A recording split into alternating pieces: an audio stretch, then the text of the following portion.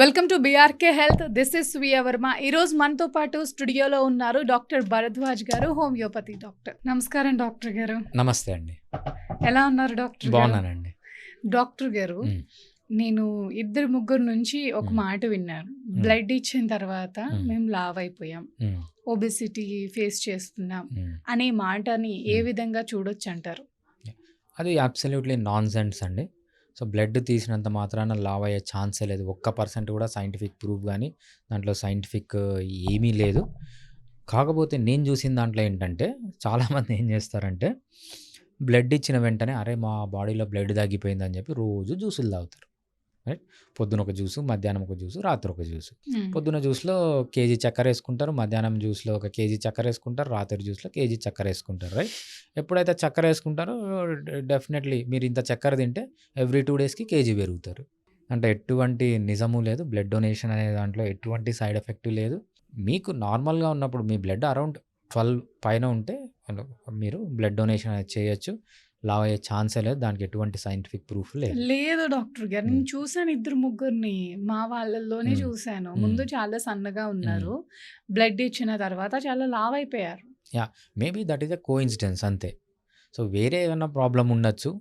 అది blood donate చేసిన దానికి ఆ టైంలో జరిగింది అంతే తప్పితే బ్లడ్ డొనేషన్ వల్ల వెయిట్ పెరుగుతారు అనేది ఎటువంటి సైంటిఫిక్ ప్రూఫ్ లేదు. That is zero.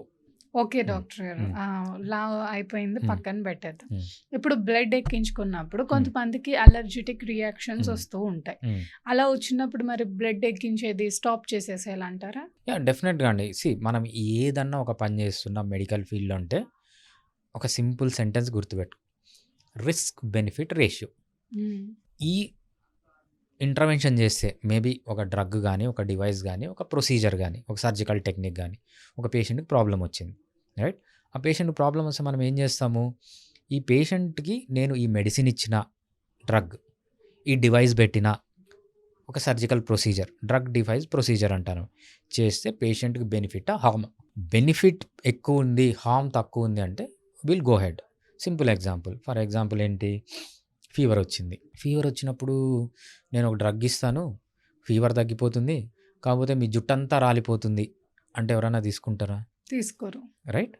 ఇంకొక కండిషన్, క్యాన్సర్ వచ్చింది, నేను మందు ఇస్తాను, బతుకుతావు, కానీ జుట్టు రాలిపోతుంది, తీసుకుంటారా? తీసుకోరా? తీసుకుంటారు. ఇక్కడ ఏంటంటే రిస్క్ బెనిఫిట్ రేషియో.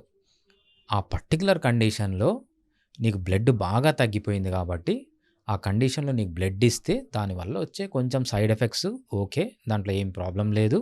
కానీ ఈ బ్లడ్ ఇవ్వడం వల్ల చాలా మంచి జరుగుతుంది. సైడ్ ఎఫెక్ట్ అనేది చిన్నది, అలర్జీ అనేది చిన్నది. అలర్జీని మనం మెయింటైన్ చేసుకోవచ్చు. అలర్జీకి మళ్ళీ స్టెరాయిడ్స్ ఇచ్చో, యాంటీహిస్టమైన్స్ ఇచ్చో నేను అలర్జీని మెయింటైన్ చేసుకుంటాను. బట్ ఈ బ్లడ్ కానీ ఇవ్వకపోతే పేషెంట్కి సీరియస్ డ్యామేజ్ జరుగుతుంది అన్నప్పుడే ఇస్తారు. ఏదన్నా కానీ రిస్క్ బెనిఫిట్ రేషియో, ఈ పర్టికులర్ కండిషన్లో ఈ పర్టికులర్ పేషెంట్కి ఈ పని చేస్తే బెనిఫిట్ ఎక్కువ ఉంటుంది, రిస్క్ తక్కువ ఉంటుంది అంటేనే చేస్తారు, లేదంటే చేయరు. ఓకే, మరి బ్లడ్ బాగుండాలి, బ్లడ్ పెరగాలి అంటే మరి ఏం చేయాలంటారు? రైట్, బ్లడ్ పెరగాలి అంటే మనకు మంచిగా ఏదన్నా కూడా 5 ఇంపార్టెంట్ థింగ్స్ జనరల్ హెల్త్ కోసం. మంచి డైట్ తీసుకోవాలి, బాగా నిద్రపోవాలి, బాగా ఎక్సర్సైజ్ చేయాలి, ఆల్కహాల్, స్మోకింగ్ ఏమన్నా ఉంటే తగ్గించుకోవాలి, స్ట్రెస్ ఫ్రీ లైఫ్లో ఉండాలి. ఇవి కామన్ అన్నిటికీ. బ్లడ్ బాగా ఉండాలి అంటే ఇంకొన్ని ఏం చేయాలంటే మనము మెయిన్గా ప్రోటీన్ బాగా తీసుకోవాలి. ఫిష్, నా దగ్గర పేషెంట్స్ ఎవ్వరు వచ్చినా వాళ్ళకి ప్రోటీన్ తక్కువ ఉంది, బ్లడ్ తక్కువ ఉందంటే నేను ఫస్ట్ చెప్పేది మంచిగా ఫిష్ తినండి. ఫిష్ బాగా ఈజీలీ డైజెస్టబుల్, మంచి ప్రోటీన్స్ ఉంటాయి దాంట్లో. ప్రోటీన్స్ అనేవి చాలా ముఖ్యం. దాంతోపాటు బ్లడ్ తక్కువ అయిపోయింది అంటే చాలా రీజన్స్ ఉంటాయి. ఒకటి ఐరన్ డెఫిషియన్సీ ఉండొచ్చు, ఐరన్ అబ్జర్వ్ కాకపోవచ్చు. ఫస్ట్ మనం ఐడెంటిఫై చేయాలి ఈ పర్టికులర్ పర్సన్లో ఎందుకు బ్లడ్ తగ్గింది అని ఐడెంటిఫై చేసి దాని ప్రకారం వాళ్ళకి అడ్వైస్ కానీ మెడికేషన్ ఇస్తే తగ్గిపోతుంది. సో బ్లడ్ తగ్గినంత మాత్రాన ప్రతి ఒక్కటి ఐరన్ సప్లిమెంట్ పెట్టమని కాదు. వన్ కండిషన్లో ఐరన్ సప్లిమెంట్ అవసరం, ఇంకో కండిషన్లో ప్రోటీన్ అవసరం, ఇంకో కండిషన్లో ఇంకోటి అవసరం. అట్లా డిఫరెంట్ కండిషన్స్ని బట్టి మనం ఆ పేషెంట్కి డిజైన్ చేయాలి తప్పితే బ్లడ్ తక్కువైందని చెప్పి ప్రతి ఒక్కరూ ఈ టానిక్ తాగండి, ఈ సిరప్ తాగండి అనేది నాట్ గుడ్ అనమాట. అది సైంటిఫిక్ కాదు. అంటే ఒక మనిషికి ఎన్ని పాయింట్స్ ఉండాలి డాక్టర్ గారు బ్లడ్? నార్మల్గా మనకు విమెన్కి అయితే అబోవ్ 11 ఉండాలి, మెన్‌కైతే అబౌట్ 12-13 ఉంటే హెల్తీ హిమోగ్లోబిన్ అని చెప్తామనమాట. అంటే మనకి ఎన్ని హ్మ్. పాయింట్స్ ఉంటే అవతల వాళ్ళకి బ్లడ్ ఇవ్వచ్చంటారు? అబోవ్ 11 ఉంటే ఇవ్వచ్చు. ఓకే. కానీ మనం ఇండియన్ విమెన్‌లో ఏంటంటే almost all most of the 100 మందిని గన మనం తీసుకుంటే ఆన్ యావరేజ్‌లో ఆల్మోస్ట్ ఆల్ 9 పైన చాలా మందికి ఉంటదనమాట. సో, దాన్ని కూడా మనం 9 అబోవ్ ఇండియన్ విమెన్‌కి 9 అబోవ్ ఉందంటే ఓకే. వరీ కావాల్సిన అవసరం లేదు. But if it is more than 11 that is healthy. But okay. 9-11 అనేది గుడ్. బ్లడ్ అన్‌ప్యూరిఫై అసలు ఏ సందర్భాల్లో అవుతుంది? Blood purify, blood unpurify, blood purifiers, liver detoxification ఇవన్నీ ఈ చదువు రాని వాళ్ళు, ఈ నాలెడ్జ్ లేని వాళ్ళు, ఈ సోషల్ ఇన్‌ఫ్లుయెన్సర్‌లు, ఈ బాబాలు వీళ్ళు మాట్లాడే మాటలవన్నీ. హ్మ్. అసలు ఇంప్యూర్ బ్లడ్ అనేది ప్రపంచంలో ఎక్కడా ఉండదు. లివర్ డీటాక్సిఫికేషన్ అనే పదం ఎక్కడా ఉండదు.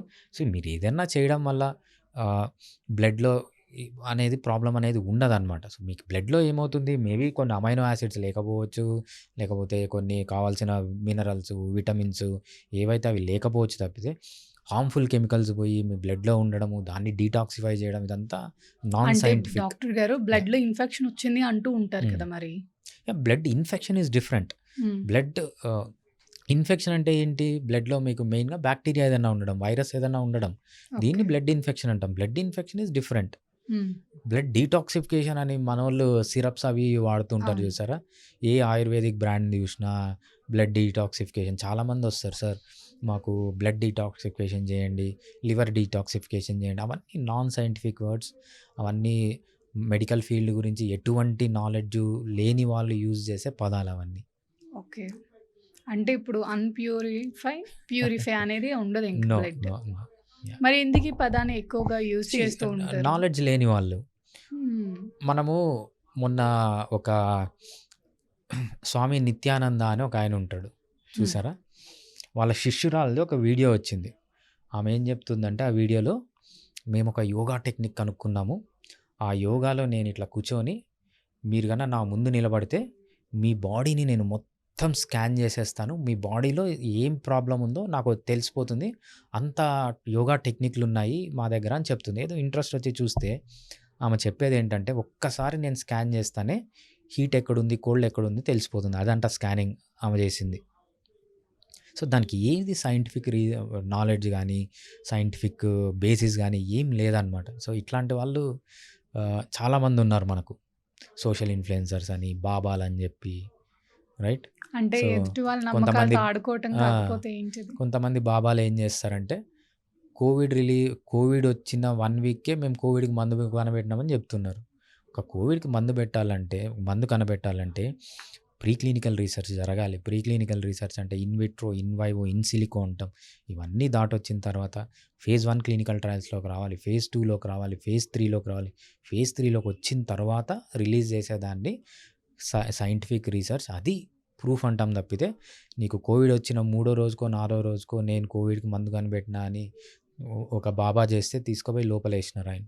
సో, మనకి ఆనందయ్య లాంటి వాళ్ళు, ఇట్లాంటి వాళ్ళు ఎక్కువైపోయి ఈ పదాలన్నీ వస్తున్నాయన్నమాట. నేను విన్నాను సార్ హ్మ్. ఆనందయ్య క్లినిక్ గురించి. హుహుహు. అప్పుడేదో చుక్కలు వేస్తే బ్రతికారు అనే టైప్‌లో అన్నారు. దానికి ఎటువంటి సైంటిఫిక్ ప్రూఫ్ లేదండి. సో, హ్మ్. మనము ఇండియా కాబట్టి నడుస్తుందది. సో, వేరే కంట్రీకి అయితే తీసుకుపోయి ఇప్పుడు లోపలేస్తారు. ఇప్పుడు అదర్ కంట్రీస్‌లో చూసుకున్నట్లయితే ఎటువంటి లైసెన్స్ లేకుండా ఏ మందులు అమ్మటానికి ఒప్పుకోరు. హ్మ్. మరి మన కంట్రీలో ఎందుకిలా? మన కంట్రీలో చాలా స్ట్రిక్ట్ లాస్ ఉన్నాయండి. మనకు ఆ యాక్ట్స్ గూడా ఉన్నాయి. కాకపోతే అంతగా ఇంప్లిమెంట్ కావు. ఎందుకంటే మన ఇంత పెద్ద కంట్రీ. సో, ఇంతమంది ప్రజలున్నారు.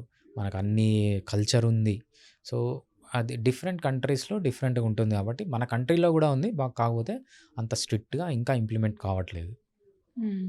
దానికి చాలా socio economic reasons, political reasons ఉండొచ్చు. ఓకే. అంటే ఇప్పుడు లాస్ ఉన్నాయి గానీ అవి అమల్లో లేవు. అంతే. లేకపోతే ఒకాయనొచ్చి నేను సోరియాసిస్ తగ్గిస్తా, కిడ్నీ డ్యామేజ్ తగ్గిస్తా, ఆహ్, ఏది టైప్ 1 డయాబెటిస్ తగ్గిస్తా, ఆహ్, ఈ డయాలిసిస్ చేసుకుంటా, మందులన్నీ తీసుకోపోయి పారేయండి. ఇట్లా అన్నా గూడా ఆయన్ని భరిస్తుంది అంటే, so, somewhere there is a problem. Thank you doctor గారు. Thank you so much. Nice yeah! Information ఇచ్చారు. ప్రతి ఒక్క అపోహ యాహ్! తొలగిపోయింది అని అనుకుంటున్నాను నేను బ్లడ్ విషయంలో. Yeah! Thank you so much అండి. నమస్తే. థాంక్స్ అండి.